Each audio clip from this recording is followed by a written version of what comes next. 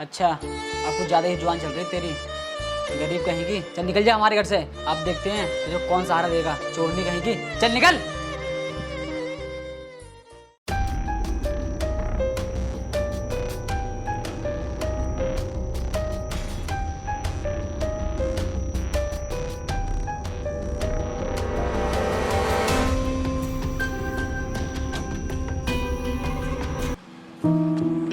अरे उठिए, क्या हुआ?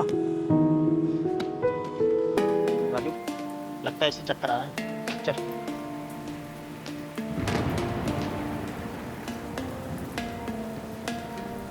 क्या हुआ बेटी? और इस तरह से कहाँ से भागती हुई आ रही थी? राजू, मुझे तो लगता है इसकी ज़्यादा तबीयत खराब है। चल, इसे डॉक्टर के पास ले चलते हैं। चल बेटी। अरे नहीं साहब, ऐसे चक्कर तो मुझे रोज़ आते रहते हैं। ऐसी बीमारियों से तो मैं रोज़ डेली जूझती हूँ। अरे नहीं बेटी, गलती तेरी नहीं है इसमें। देखना कितनी धूप पड़ रही है और गर्मी भी बहुत ज़्यादा हो रही है। ऐसे चक्कर तो आते ही रहते हैं। बेटी तू यहीं बैठ, मैं तेरे खाने के लिए कुछ लेकर आता हूँ। अरे नहीं बाबूजी, अब मुझे जाने दो। कैसे कैसे तो मैं अपनी जान बचा कर आई हूँ। अब मुझे जाना होगा, प्लीज़ मुझे जाने अरे दो। नहीं, बैठ यहाँ बैठ। तेरी तबीयत ठीक नहीं है अभी, चले जाना आराम से। एक बात बता, तू इधर इतनी तेज भागती हुई आई कहाँ से? मुझे भी तो बता कुछ भी। देखो साहब, मेरा पूरा बचपन गुजर गया अनाथ आश्रम में। लेकिन जैसा लोगों को दिखता है ना, वैसा वहाँ पर कुछ भी नहीं है। वहाँ पर बच्चों पर आए दिन अत्याचार होते रहते हैं। अगर मैं नहीं भागती तो वो लोग मुझे भी बेच देते और मैं फिर कहीं भी अपना मुंह दिखाने लायक नहीं रहती। इसीलिए मैं वहाँ से भाग आई। ये तो बहुत बुरा होता है बेटी, अनाथ आश्रमों में। हम तो उसमें बहुत अच्छा समझते थे, लेकिन बेटी हर अनाथ आश्रम एक जैसे नहीं होते। लेकिन तू अब चिंता मत कर, मेरे साथ चल। और हाँ, अगर तेरा कोई इस दुनिया में है तो मुझे बता, मैं वहाँ पर छोड़ कर आऊँगा। मैं जानती हूँ साहब, आप मुझे अपने घर क्यों ले जाना चाहते हैं। आप मुझ पर एहसान करना चाहते हो ना, लेकिन मैं किसी का एहसान नहीं चढ़ाना चाहती अपने ऊपर। मुझे किसी के ऊपर बोझ बनकर नहीं रहना। मैं अपना कमाऊंगी और अपना खाऊंगी, बस। देख बेटी, मैं कोई एहसान करने की बात नहीं कह रहा। मैं तो चाहता हूँ मेरे घर पर ना तो मेरी कोई बहन है और ना ही कोई बेटी है। अगर तू मेरे साथ चले तो मैं तुझे ही अपनी बहन और बेटी दोनों बना कर रखूँगा। ठीक है साहब, जब आप इतना कह ही रहे हो तो मैं आपके साथ चलती हूँ।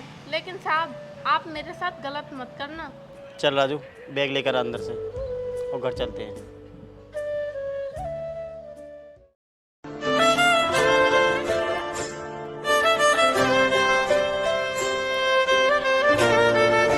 साहब, ये है तुम्हारा घर। ये तो कोई स्वर्ग से कम नहीं है। मुझे तो ऐसा लग रहा है कि मैं स्वर्ग में आ गई। पर साहब, इस घर की मालकिन कहाँ है? उनसे तो मुझे मिलवाओ।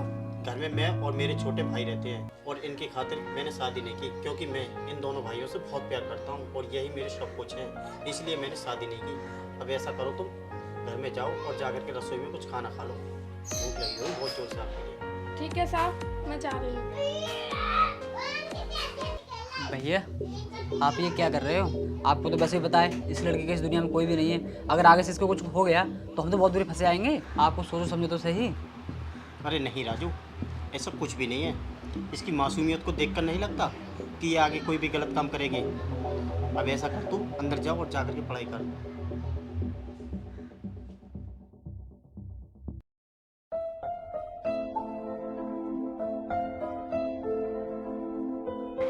ये लो साहब, आप खाना खा लो, बाद में कोई काम करना। अरे ला बेटी, खाना ही खा लेता हूँ। वैसे भी मुझे आज बहुत सारा काम निपटाना है। लेकिन एक बात बता बेटी, तेरा नाम क्या है? तुझसे मैंने अभी तेरा नाम नहीं पूछा। साहब जी, मेरा नाम लक्ष्मी है। और हाँ, छोटे साहब कहाँ हैं? वो भी खाना खा लेते, फिर मैं कोई और काम निपटाती। बेटी वो कहीं नहीं गया है, बाहर बैठ के पढ़ाई कर रहा है। ये लो राजू भैया, आप खाना खा लो, बाद में पढ़ाई कर लेना। यहीं रख दे, मुझे अपनी पढ़ाई का काम निपटाना है, फिर खा लूँगा। रख दे इधर। अरे राजू भैया, पहले आप खाना खा लो ना, ये ठंडा हो जाएगा, बाद में पढ़ाई कर लेना। तेरी समझ में नहीं आता, जब मैं तुझसे मना कर दिया मैं खाना खा लूँगा तो मेरा दिमाग क्यों खराब कर रही है? रख दे इधर। क्यों रे राजू, क्यों इस लड़की को चिल्ला रहा है? वो भैया, मैं अपनी पढ़ाई का कुछ ज़रूरी काम कर रहा हूँ, लेकिन ये है कि खाने की रट लगाई जा रही है कि खाना खा लो खाना खा लो। इसने मेरा सारा दिमाग खराब कर दिया। चल कोई बात नहीं, खाना नहीं खाना है तो मत खा। लेकिन हाँ लक्ष्मी, तू जा इधर से। और हाँ, इसकी बातों का बुरा मत मानना, क्योंकि ये मेरे लाड़ प्यार की वजह से ज़्यादा ही बिगड़ रहा है। अरे साहब, मैं क्यों बुरा मानूंगी, ये तो मेरे छोटे भाई की तरह हैं। चल ठीक है, जा।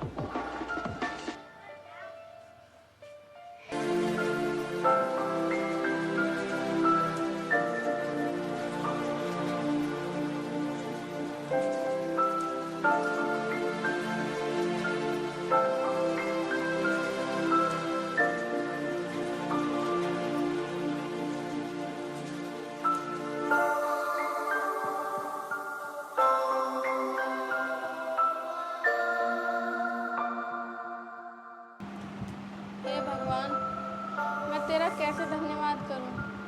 तूने मुझे एक अनाथ आश्रम से इस सुरग जैसे घर में ला कर रख दिया, और ये भैया मुझे जानते भी नहीं, फिर भी मेरे माँ बाप की कमी मुझे महसूस नहीं होने दे रहे। सच में ये कितने अच्छे इंसान हैं। अरे लक्ष्मी, ये क्या कर रही है? जा करके सो जा। दिन भर काम करती है, थक गई होगी। नहीं भैया, मुझे आपकी सेवा करने दो। मैं आपकी सेवा करके आपके एहसानों का बदला उतारना चाहती हूँ। अरे लक्ष्मी, इसमें एहसान वाली कौन सी बात है? अगर कोई व्यक्ति गरीब अनाथ लड़की की मदद नहीं करेगा तो किसकी मदद करेगा? वैसे भी तू भोली वाली लड़की है। बल्कि मैं तो ये समझता हूँ कि मुझे लड़की के रूप में एक बेटी मिल गई। अच्छा बेटी, तू जा, मुझे भी नींद सता रही है और तू भी थक गई है, तुझे भी आराम की ज़रूरत है। नहीं भैया, अगर आप मुझे अपनी बेटी की तरह समझते हैं तो मुझे मेरी बेटी होने का फ़र्ज निभाने दीजिए। लाओ, मैं आपके पैर दबा देती हूँ ताकि मुझे भी थोड़ा बहुत पुण्य मिल सके। अच्छा ठीक है, नहीं मान रही तो दवा ले। और हाँ, दबाते दबाते सो मत जाना, समझी?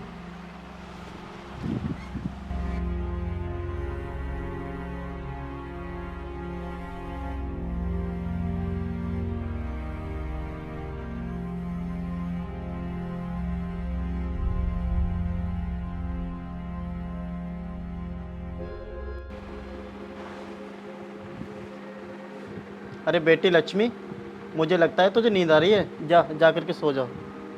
ठीक है साहब। अरे राजू, कहाँ है भाई? बाहर आ। जी भैया, बताइए क्या काम है? वो मैं ये कह रहा था राजू, वीर आ रहा है आज, स्टैंड पर आ गया होगा। तू जा करके उसे ले आ। अरे रुक 1 मिनट, मैं उसे फ़ोन करके देख लेता हूँ।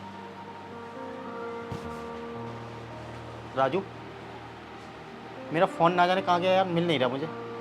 मुझे पता भैया, आपका मोबाइल कहाँ होगा।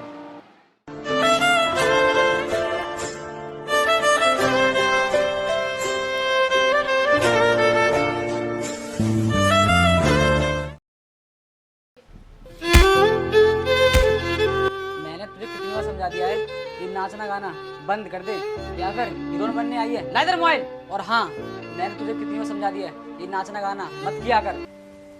ये राजू, क्यों डांट रहा है इसे? फ़ोन मिल गया ना, ला मुझे दे। और जा, वीर आ गया होगा, उसे ले आ।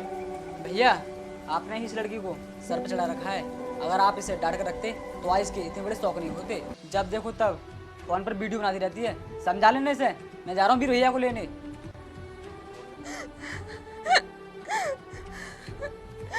साहब जी, मुझे तो लगता है मेरी किस्मत में सुख है ही नहीं, दुख ही दुख है। और आज जो भी कुछ सुख मिल रहा है वो सब आपकी वजह से। और आज वीर भैया आ रहे हैं, पता नहीं कहीं वो भी राजू भैया की तरह ना हो। अरे पगली, तू कैसी बातें कर रही है? राजू बचपन से ही ऐसा है, इसलिए तेरे साथ ऐसा करता रहता है। लेकिन वीर बाहर पढ़ लिख रहा है, वो ऐसा नहीं है, वो बहुत अच्छा इंसान है। चल रो मत, चल।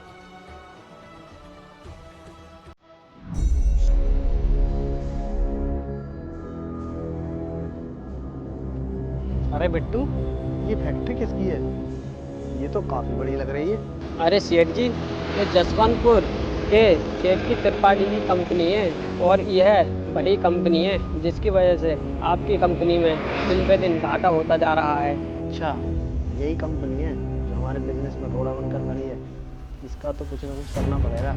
लेकिन ऐसा क्या करूं जिससे ये कंपनी खत्म हो जाए और मैं इतना अमीर हो जाऊं जिससे सारी कंपनियों के मालिक मेरे नीचे काम करने लगे। एक तरकीब है सेठ जी इस फैक्ट्री को ख़त्म करने की।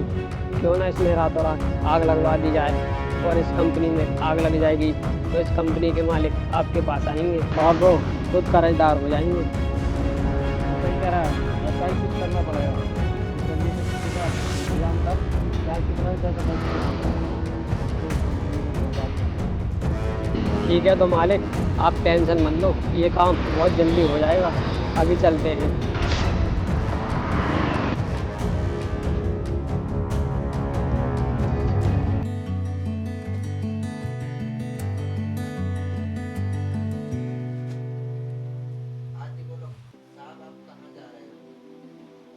साहब आप कहाँ जा रहे हो? वो लक्ष्मी, मैं ड्यूटी जा रहा था। पता क्या काम है? अगर कोई चीज़ की ज़रूरत हो तो मुझे बता दे, मैं शाम को लेते आऊँगा। साहब मुझे किसी चीज़ की ज़रूरत नहीं थी, वो मैं आपसे कुछ कहना चाह रही थी। बता क्या बात है? साहब पहले आप बैठिए, मैं आपसे कुछ बात करना चाहती हूँ। बोलो। साहब मैं आपको काफ़ी दिनों से देख रही हूँ, आप मुझे किसी गैर की तरह नहीं, बिल्कुल अपनी बेटी की तरह प्यार दे रहे हैं। साहब आपके जैसे इंसान दुनिया में बहुत कम मिलते हैं जो अपने से बढ़कर दूसरे को समझते हैं। लक्ष्मी, तू मेरी कोई गैर नहीं, जब से तू इस घर में आई है ना तब से मेरी एक बेटी की तरह है। और हाँ, जब तक मेरे शरीर में प्राण है ना तब तक तुझसे कोई भी कुछ नहीं कह सकता, चाहे वो मेरे सगे भाई चौना हो। खुद देखा भी भैया, बड़े भैया के लिए हमारे लिए बिल्कुल भी हमदर्दी नहीं है। ये जो कुछ भी समझते हैं इस लड़की को समझते हैं। अगर ऐसे चलता रहा ना तो हमें एक दिन ये घर भी छोड़ना पड़ेगा। हाँ राजू, तू सही कह रहा है, मुझे कुछ करना ही पड़ेगा, वरना तो हमें इस घर को छोड़ने में वक्त नहीं लगेगा। तू चिंता मत कर, मैं कुछ करता हूँ।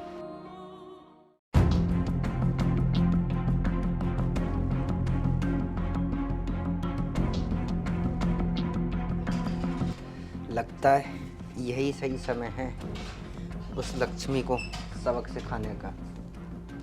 राजू, ओ बड़े भैया, जरा इधर आना। क्या हुआ रे वीर? कैसे शोर मचा रखा है? बता क्या बात है? वो भैया, सुबह मैंने यहाँ 5,000 रुपये रखे थे और कुछ देर पहले आप और लक्ष्मी ही गए हो। यहाँ से पैसे किसने उठाए हैं? कैसी बातें कर रहा है वीर? मैंने तो यहाँ पर कोई रुपया नहीं देखा था। तो क्या राजू, तूने उठाए यहाँ से पैसे? नहीं भैया, मैंने आपका कोई पैसा नहीं उठाया। ये काम शायद उस लक्ष्मी का ही होगा, क्योंकि मैंने कुछ देर पहले उस लड़की को तुम्हारे कमरे से निकलते हुए देखा था। राजू, तू ये कैसी बातें कर रहा है? लक्ष्मी आखिर पैसे क्यों उठाएगी? मैं उसे अच्छी तरह से जानता हूँ, वो पैसे नहीं उठाएगी। भैया अब तो आपने हद पार कर दी। मैं आपको कई महीनों से समझा रहा हूँ कि लड़की ठीक नहीं है, इसे आप घर से निकाल दो, लेकिन आपने मेरी एक बात नहीं मानी। और आज तो ये फैसला होकर ही रहेगा, या तो इस घर में आप रहोगे या रहेंगे हम। अरे ऐसे कैसे? इस घर में तो हम ही रहेंगे, बाहर तो ये दोनों जाएंगे। ये क्या बोल रहे हो वीर भैया? आपको शर्म नहीं आती? एक देवता जैसे भाई को घर से बाहर निकालने की बातें कर रहे हो आप? हाँ वीर भैया ठीक कह रहे हैं। वैसे भी बड़े भैया की उम्र अब ढल चुकी है, अब यहाँ रखने से इनका कोई फायदा नहीं है। इनके लिए तो सिर्फ वृद्धाश्रम ही ठीक रहेगा। कितने बड़े हैवान बन रहे हो तुम। एक भाई ने तुम्हें काबिल बनाने में अपना सारा जीवन निकाल दिया और तुम उन्हें वृद्धाश्रम में भेजने की बातें कर रहे हो। लक्ष्मी, माफ़ी मांग इससे, माफ़ी मांग। ये चाहे मेरे बारे में कुछ भी कहे, लेकिन इसमें तुझे दखल अंदाजी करने की ज़रूरत नहीं है। अरे साहब कैसी बातें कर रहे हो आप? मैंने कोई गलती नहीं की जो मैं इनसे माफ़ी मांगूं। इन्होंने मेरे बारे में कुछ भी बोला मैं सहन कर गई, लेकिन आज इन्होंने आपके बारे में बोला है। ये मेरे बारे में कुछ भी बोलें मैं सहन कर सकती हूँ, लेकिन आपके बारे में मैं कोई गलत बात सहन नहीं कर सकती, क्योंकि मैं आपको अपना भगवान मानती हूँ। और एक भक्त के सामने किसी के भगवान को कोई बुरा बोले तो उसे बर्दाश्त बिल्कुल भी नहीं होगा। लक्ष्मी, तू अपना मुंह बंद कर। अगर आगे से तूने मेरे भाइयों के बारे में कुछ भी बोला ना तो मैं तुझे भूल जाऊंगा। तुझे मैंने कभी बेटी की तरह पाला था। और निकल जाए यहाँ से। साहब जी आप मुझे घर से जाने के लिए कह रहे हो, ये मैं मान ही नहीं सकती। आप झूठ बोल रहे हो ना? बताओ, बोलो ना साहब जी, आप झूठ बोल रहे हो ना? लक्ष्मी, मैं तुझे कितनी देर से समझा रहा हूँ, तेरी समझ में नहीं आती? निकल जाए यहाँ से, या फिर ये दोनों धक्का मारकर भगाएंगे तभी तुझे अच्छा लगेगा। ठीक है साहब जी, अगर आप कह रहे हैं तो मैं चली जाती हूँ, लेकिन मैं जाते जाते आपसे एक बात कहकर जा रही हूँ, अगर आगे ज़िंदगी में कभी मिलना हुआ ना तो मैं आपके इन नालायक भाइयों को इस काबिल बनकर दिखाऊंगी कि इन्हें मेरे पैरों के आगे झुकना ही होगा, क्योंकि ये तो मुझे नौकरानी समझते हैं ना। ठीक है साहब जी, अब मैं जा रही हूँ, लेकिन एक बात याद रखना, आप मुझे इस घर से तो बाहर निकाल देंगे, लेकिन मेरे दिल से आप कभी बाहर नहीं निकलेंगे। आप मेरे दिल में हमेशा थे और रहोगे। अच्छा, अब कुछ ज़्यादा ही जुबान चल रही तेरी, गरीब कहेंगी। चल निकल जा हमारे घर से, आप देखते हैं तुझे कौन सहारा देगा, चोरनी कहेंगी। चल निकल।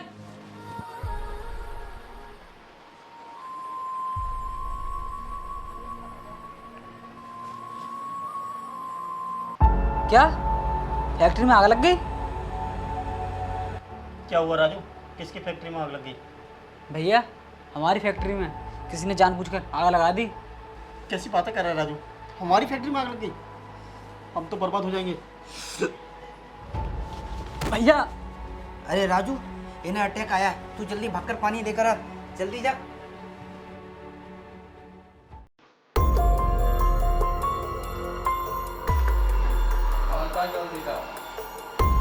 नमस्कार, बताइए कैसे आना हुआ? वो चौधरी साहब, हम आपके ही भरोसे आए हैं। आप कैसे भी करके हमें 10 लाख रुपए का इंतजाम कर दीजिए। हाँ चौधरी साहब, इस बार हम पर एक एहसान और कर दो, कैसे भी करके हमें इस बार पैसे दे दो, हम आपका ये एहसान कभी भी नहीं भूलेंगे। देखो, मैं तुम्हें जब भी पैसे दे सकता हूँ जब तुम मेरी एक शर्त मानोगे। बताइए चौधरी साहब, क्या शर्त है आपकी? देखो, मैंने तुम्हें पहले से ही लाखों रुपए दे दिए हैं, आज तक तुमसे वही वापस नहीं हुए। अब मैं पैसे तुम्हें जब ही दूंगा जब तुम अपनी उस स्वर्ग जैसी हवेली को मेरे नाम कर दोगे। इसमें तुम्हारा ही फायदा है, तुम उन पैसों से अपना कर्ज भी निपटा सकते हो और अपना कोई नया बिजनेस भी शुरू कर सकते हो। पर चौधरी साहब, जब हम उस हवेली को ही बेच देंगे तो हम रहेंगे कहाँ? वही तो एक बची है हमें रहने के लिए। अरे तो क्या हुआ, उसे बेचकर तुम कहीं पर भी किराए पर रह सकते हो और जब बिजनेस चल जाएगा तब तुम अपनी हवेली खरीद ली।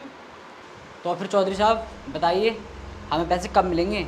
हमें पैसे अभी चाहिए, क्योंकि हमारे पास कोई कमाई का जरिया नहीं है। अरे अभी आपको चौधरी साहब पैसे कैसे दे देंगे? पहले कागज़ तैयार करवाने दो, उसके बाद आपको पैसे मिल जाएंगे। अभी आप जाइए। ठीक है तो चौधरी साहब, फिर हम चलते हैं। नमस्ते।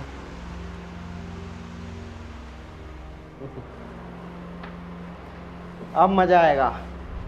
अब मैं उस हवेली को कम कीमत में खरीद कर कई गुना दामों में बेचूंगा, फिर मुझे करोड़पति बनने से कोई नहीं रोक सकता।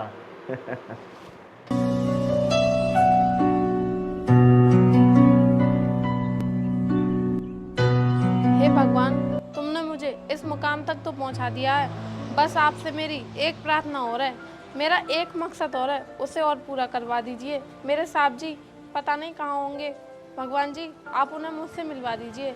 मालकिन, आप चिंता मत करो, यहाँ पर की हुई प्रार्थना कभी खाली नहीं जाती। आपको आपके मालिक ज़रूर मिल जाएंगे।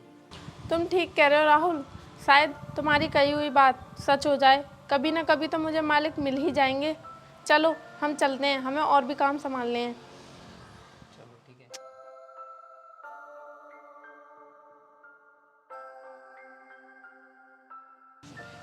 अरे मालकिन रुकिए, ये भिखारी जो पड़े हैं इनको ही 10-5 रुपए दे दो, शायद इनकी दुआ ही काम आ जाए। हाँ राहुल, तुम ठीक कह रहे हो, गरीबों को दिया हुआ दान कभी खाली नहीं जाता। मैं अभी इनको पैसे देकर आती हूँ। अरे भैया, अरे भैया, भैया उठिए। अरे साहब जी आप, और आपकी ये हालत कैसे हुई? लक्ष्मी, तू यहाँ? लक्ष्मी, मैं तुझे क्या बताऊँ, तेरे जाने के बाद ही राजू के पास फोन आया था कि हमारी फैक्ट्री में आग लग गई और मैं तभी से बर्बाद हो गया। और उसके बाद मुझे दोनों भाइयों ने घर में टिकने नहीं दिया और मुझे रोड पर भीख मांगने के लिए मजबूर कर दिया। लक्ष्मी, जब से मैं यहाँ पर अपनी ज़िंदगी बिता रहा हूँ। अच्छा साहब जी, वो दोनों नालायक इतने गिर गए कि आपको उन्होंने सच में ही घर से बाहर निकाल दिया। अब आप चिंता मत कीजिए, अब मैं आ गई हूँ ना तो सब ठीक हो जाएगा। उठिए, अब हम घर चलते हैं और उन्हें सबक सिखाते हैं। उठिए।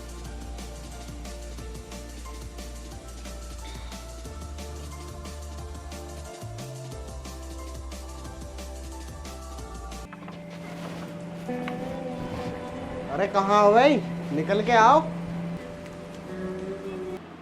अरे आ गए चौधरी साहब, बैठिए।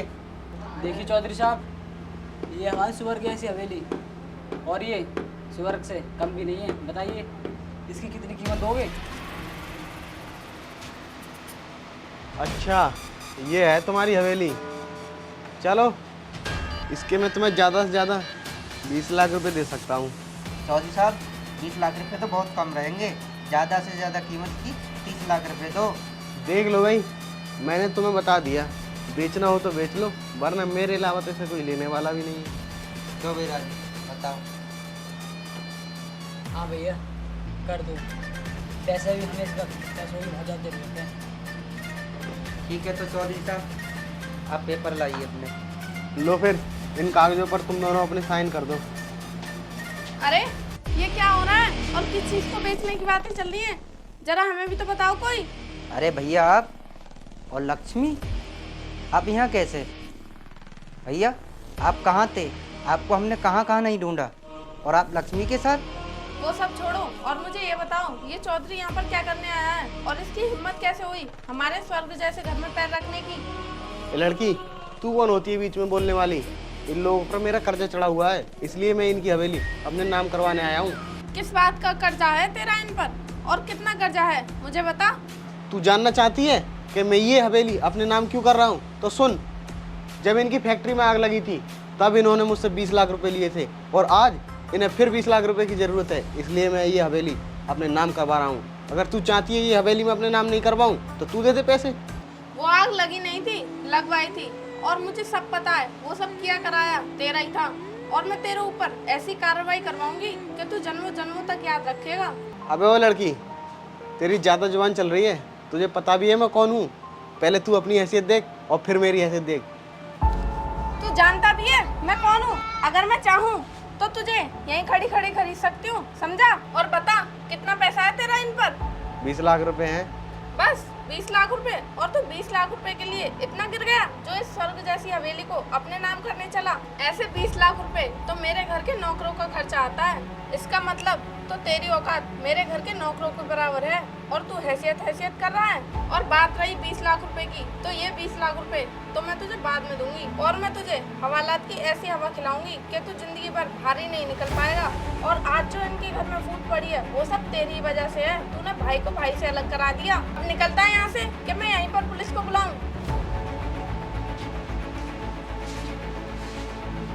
भैया हमें माफ़ कर दो, हमने जो कुछ भी किया वो अनजाने में हुआ।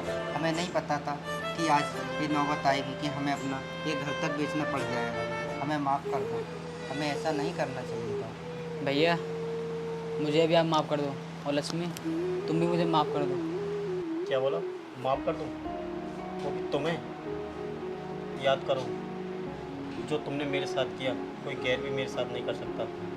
और कहते हो कि मैं माफ़ कर दूँ? अगर सामने तुम मेरे पड़े ना तो मेरा दम से निकल जाएगा। इसलिए मैं तुमसे हाथ जोड़कर विनती करता हूँ, ये मेरा स्वर्ग सा घर छोड़कर निकल जाओ। भैया जाने दीजिए ना, ये दोनों आप ही के तो भाई हैं। इन्होंने जो आपके साथ किया, आप ऐसा मत कीजिए।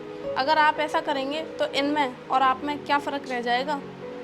तो देखा, ये है इंसानियत। अपना ना होने के बाद भी ये तुम दोनों के लिए कितना रहम दिखा रही है। और तुम तो मेरे अपने थे, फिर भी तुमने मुझ पर इतना जुल्म किया। और लक्ष्मी, तेरी वजह से मैं इन दोनों को माफ़ कर रहा हूँ। लक्ष्मी, हमने तुम्हें अपने घर से निकाल दिया था, वो भी खाली हाथ, और तुम्हारे पास कुछ ऐसा भी नहीं था जिससे कि तुम इस मुकाम तक पहुँच सको। लेकिन तुम्हारे पास इतना पैसा कहाँ से आया? तुम्हें तो याद होगा राजू भैया कि मुझे वीडियो बनाने का शौक था, और वही शौक मुझे आज इस मुकाम तक ले आया। आज मैं दुनिया की हर वो चीज़ खरीद सकती हूँ जो मुझे पसंद है। इतना पैसा है मेरे पास, इसीलिए कभी गरीबी से घबराना नहीं चाहिए। जीवन में सुख दुख तो आते ही रहते हैं, कभी सुख दुख से घबराना नहीं चाहिए। अगर सुख दुख से हार कर बैठोगे तो जीवन में कभी कुछ नहीं कर पाओगे। इसीलिए हमें मेहनत करते रहना चाहिए। भैया और लक्ष्मी,